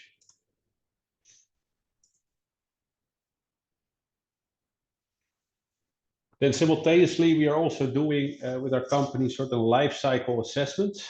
And as a benchmark, we basically took 100,000 plus birds layer house, which stored their manure at the shed. So you can see here a manure stacking over here. That emitted a lot of greenhouse gases. So methane and nitrous oxide. Of course, transportation also emits CO2. And then if the untreated manure is applied on the land, it also has quite a lot of nitrous oxide. Then we also took our PD solutions, where we basically say, okay, we put the environmental solutions, so the drying tunnel, the compost tower, the air cleaner inside. And for a similar amount of layer birds, we basically came to the conclusion that instead of discharging 3,500 kilograms of CO2 equivalent, we only discharged 2,300, more or less, about 2,300 kilograms CO2 equivalent per day. Now, basically, that comes down to around 450 tons of CO2 equivalent per annum. So that's the greenhouse gas reduction there. And to put things in perspective, for a 800 solar panels over 2 layer houses of 50K birds, you basically have a reduction of 334 tons. So that's to show a little bit, okay, this is quite a significant reduction of CO2. So to make a long story short and to sum up, so with these environmental solutions, we are turning waste into profits. We have a reduction of greenhouse gases. For our customers, they have better biosecurity, so their compost has no pathogen or bacteria, and it's also a contribution to a circular economy.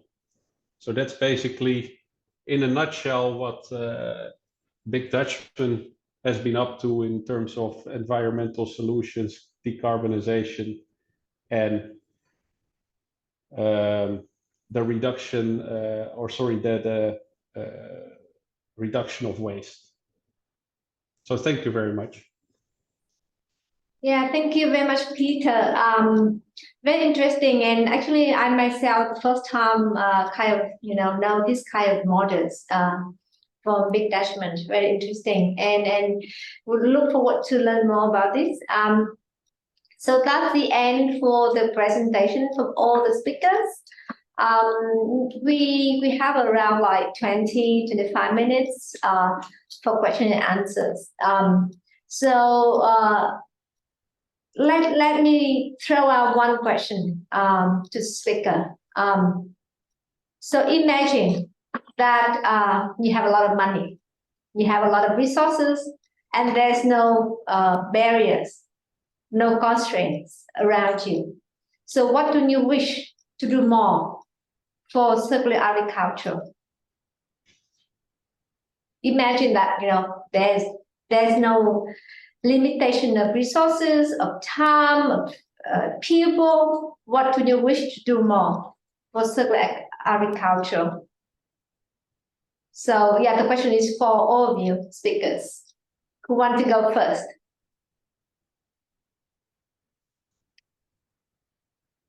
Darcy, you want to go first, or Peter? Yes. Okay. Yes, that's a very tough one. I guess maybe if we consider there's no limitation of resources like you've presented, one of the things that at least from a water perspective is water reuse is a major challenge. Obviously, there are barriers. People are a bit, I think it's cultural barriers of reusing water.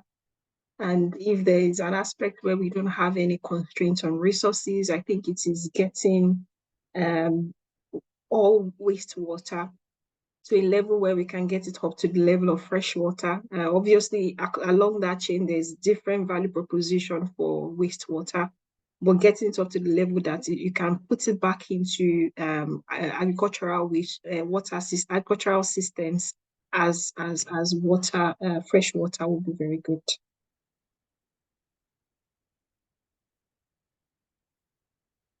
Okay.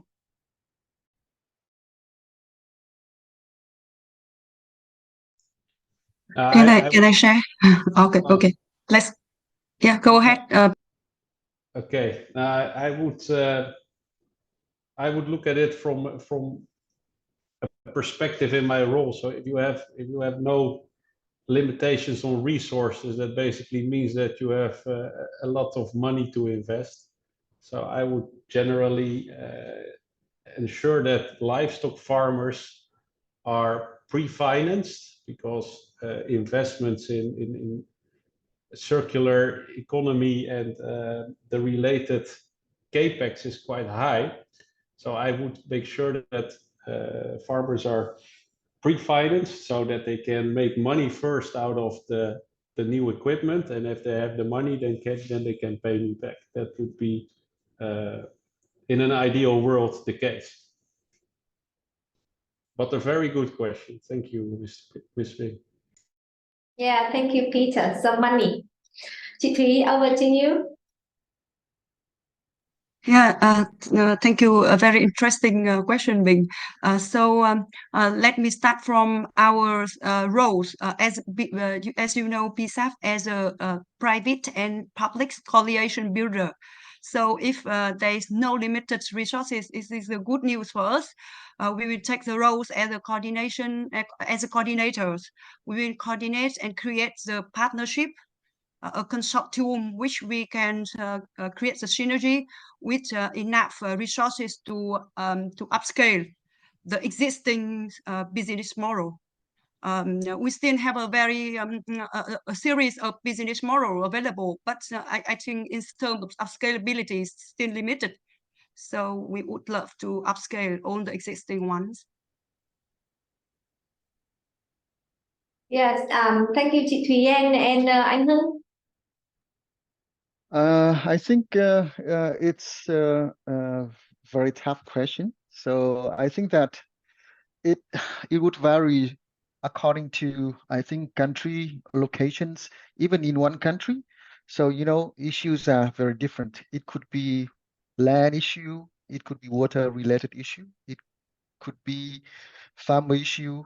But I think that even if you have no limitation in terms of resources, if you have a lot of money, but without the right policy framework, without the support from and coordination from different stakeholders, I think it would make no difference. So that's the reason why we have PSAF. We have public-private sector collaboration.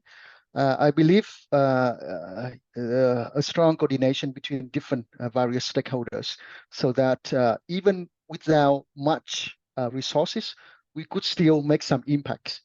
And on the contrary, if we have a lot of resources, but without collaboration, without coordination across relevant stakeholders, we would not achieve anything. Yes, thank you very much for the answers, and that leads to to further discussion. So we can see that there's a lot of initiatives, a lot of startups in Vietnam. I'm not sure about other countries, but in Vietnam there's, and I think in some countries as well. there are a lot of startups with new ideas on circular agriculture, like rice straw, like compost, like fertilizers, for example. But these ideas and these startups last very short term because they lack of finance, the lack of upscaling the models, the lack the customers, and so very few successful models exist. Nestle is a very big company, and that's why you can do what you can do and what you want to do to implement the commitments. Like Big Dutchman, you're also successful because you're also international, multinational companies. So the question is, how big companies like Nestle, like Big Dutchman, can support micro and small enterprises working on circular agriculture? So over to you, Anh Hưng and Peter.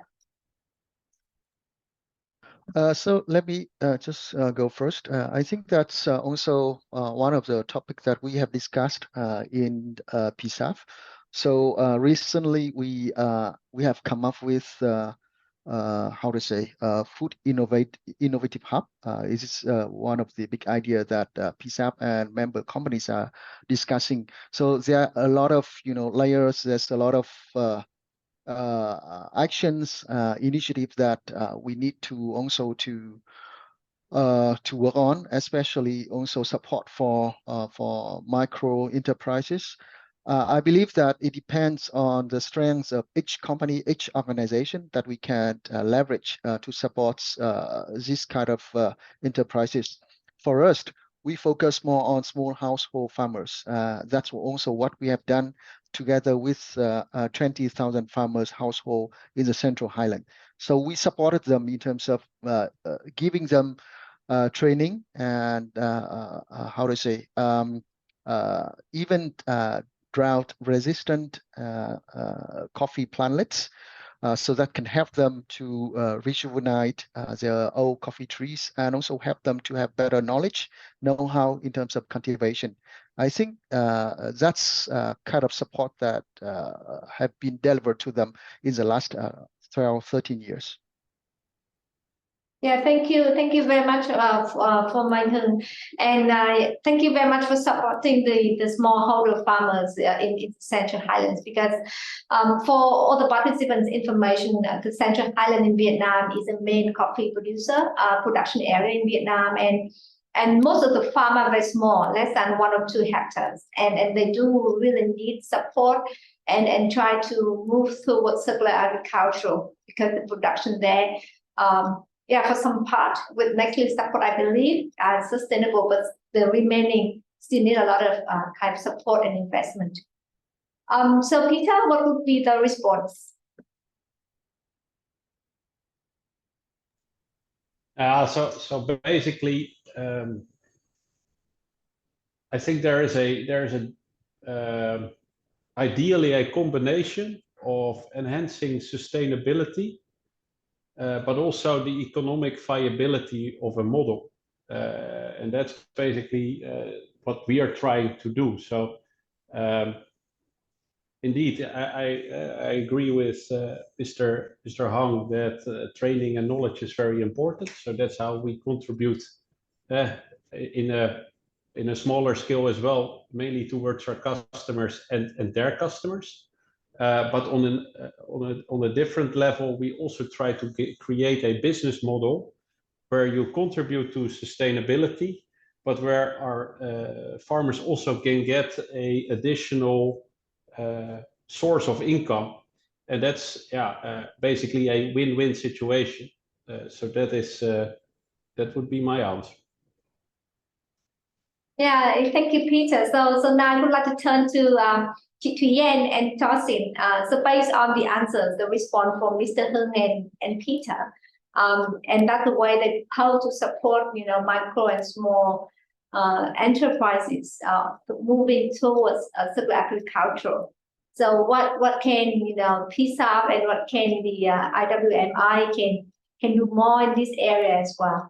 Focus on micro, small enterprises and smallholder farmers or stakeholders?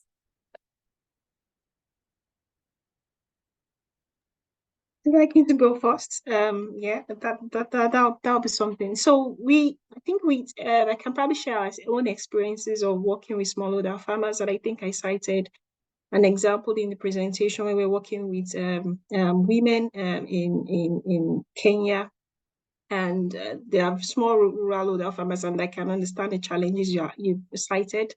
That they don't have a lot of income to actually buy the equipment to actually do this sort of innovations that we're suggesting. For example, setting up a biogas systems, or probably setting up a black soldier fly system, even though they have the agricultural waste, they don't have the resources. And so that's why we do look into that space of business models for rural farmers. And one of the things we did with these women is by putting them into that sort of cooperatives, because individual funding might not be sufficient, but if they come together as a cooperative, they have more voice. And then we engage the municipal authorities, and that project is going on at the moment to try and put them into this sort of social enterprise where they work together. And we provide to them capacity building training. We teach them about the technology, about the approaches, about how to approach, how to get products, how to get the waste products, how to market their products, how to develop it as a business. And that sort of technical assistance, I think, is key. And I think that's one example that has been cited already. Yeah. Yes, thank you very much for the response, Tosin and NT3. Yeah, thank you, Bing. So, regarding to your questions, first, I would like to thank Nestle as a very proactive in PSAF. Nestle also the lifting company, which have a very strong support with the smallholders, and Mr. Hưng mentioned. Back to your questions regarding to the how we can support for SMEs. So let me share with one example or one idea that one of our member is now piloting in rice sectors. So it's very difficult for the companies to access to the finance within our country in Vietnam. So the startup companies, especially IT companies, they access the venture capital.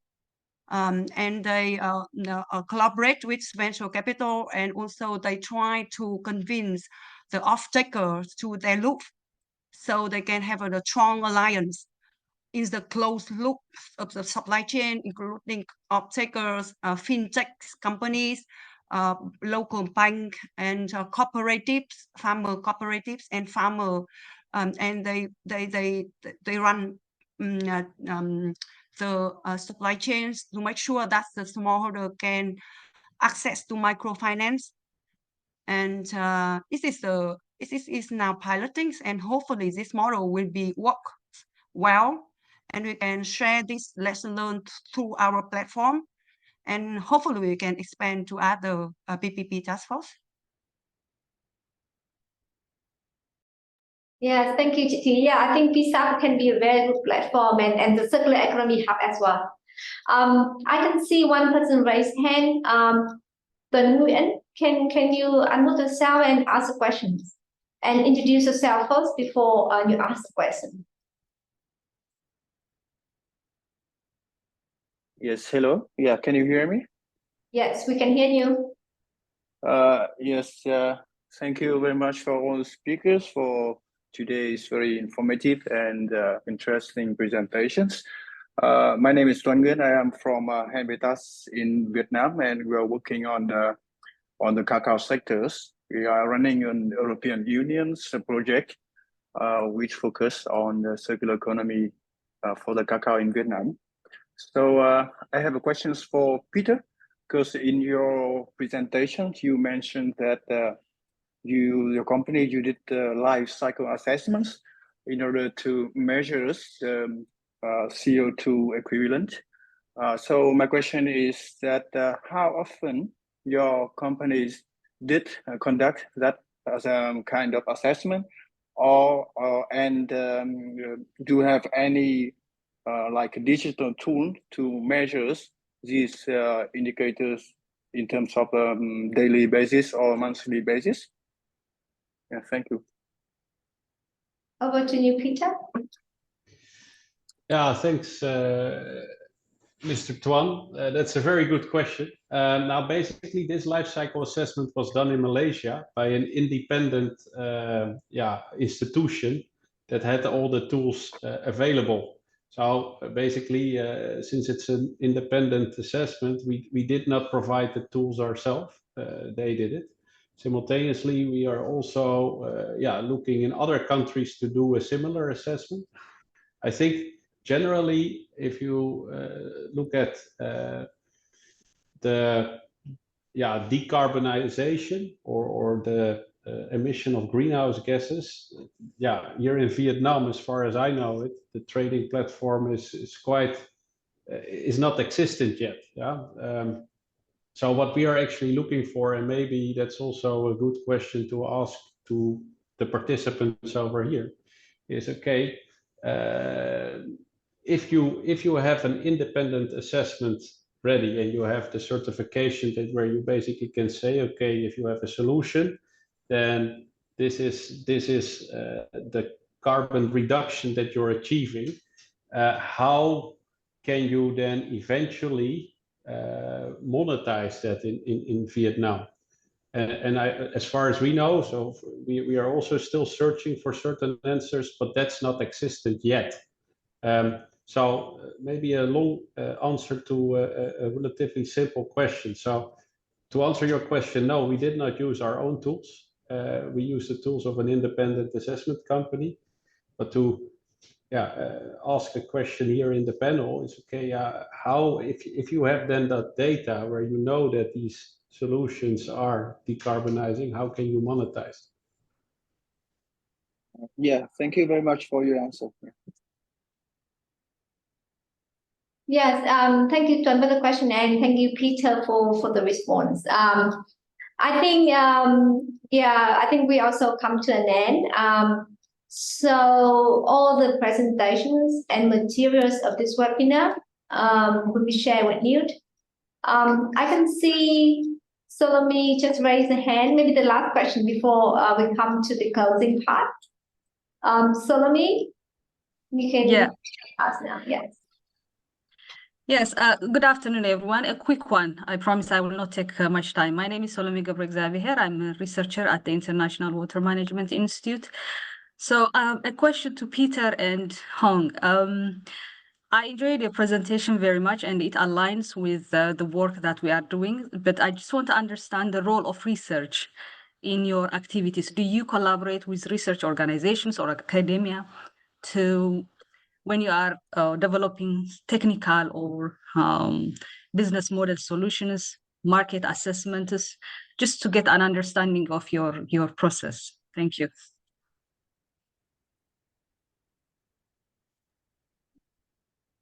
So let me just go first. I think that for this question, I think I need to come back and check with my colleagues because the process has been going for quite a few years, and I have no visibility, honestly, for the start of this process.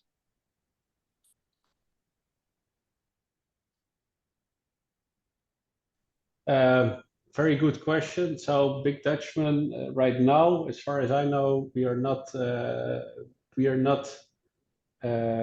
connecting to any research institution. You're referring to academia. We do have a couple of academia in our company that know everything about environmental engineering, etc. So that's basically the knowledge we are tapping onto. But basically, if you have suggestions for good partners, we are always interested. Thank you. Yeah, thank you, Anh Hưng and Peter for the response. And actually, there's a last question in the question and answer from Nguyễn Quang Lập. The question is, in the packaging waste of mushroom production, the mushroom substrate, e.g. Pleurotus species, is covered by PP plastic. I cannot sell it in the Mekong Delta. In other words, the used PP plastic is burned at farm, lease and fired. So who want to respond to this question? Maybe Thorsten? Yeah, I was just trying to type a message to him actually. One advice would be obviously is depending on the waste management system available in the area. But I guess maybe there will be a hierarchy of options, probably rather than burning the waste at the plastic recycling opportunities to put that into, even if that waste cannot be processed immediately into something valuable, I mean, up the chain, maybe into a biodiesel or something. But maybe another alternative option rather than burning the waste, because that's a really a negative, has a negative carbon footprint. Yes. Thank you, Thorsten, for the response. For this question, the circular hub, we also note down the question, and if we have further response, we will provide the response directly to you. So I think let's end the webinar. I know that if we stay on, there will be more questions and inquiries. But as I said earlier, all the webinars, presentations, material will be sent to you. And participants, if you have further questions or inquiries, feel free to contact us, the Circular Economy Hub here, our team colleagues here, and then we will contact with the speakers. And if you don't mind, I hope that you don't mind kind of responding all the new questions. I just want to say that from today's webinar, from 4 presentations, we can see that and can hear that there are many ideas, many initiatives from very small scale to big scales to upscaling. And so it shows the importance of sharing the knowledge broader to, not only to like the participants of this webinar, but to broader population. So new ideas can come up because we learn from other people. We learn and then we grow and then we learn. So I hope that all of you today, especially speakers, please join with us to the Circular Economy Hub and also participants. And together with the Circular Economy Hub, we can, share the knowledge, build a partnership, and we all be part of the circular agriculture. So once again, thank you very much, our 4, speakers, very wonderful speakers, Ms. Thorsten, Ms. Thuy, Mr. Hung, Peter, for sharing valuable information and experience. And finally, I would like to thank Ispare of Monterey, the Embassy of Norway, Netherlands, Finland, as well as other Circular Economy Hub partners and members for the support and commitment in promoting circular economy in Vietnam. So just for the information, it's November already, and we are very busy from now to the end of the year with, with work and also with big holidays coming up. So the next webinar will be in early next year, and we will, give you information later on. So with you all, success and happiness, and take care, everyone. Thank you. Bye-bye. Thank you very much. Bye-bye. And you can turn on, right hand camera. Thank you. Bye. Bye-bye. Bye.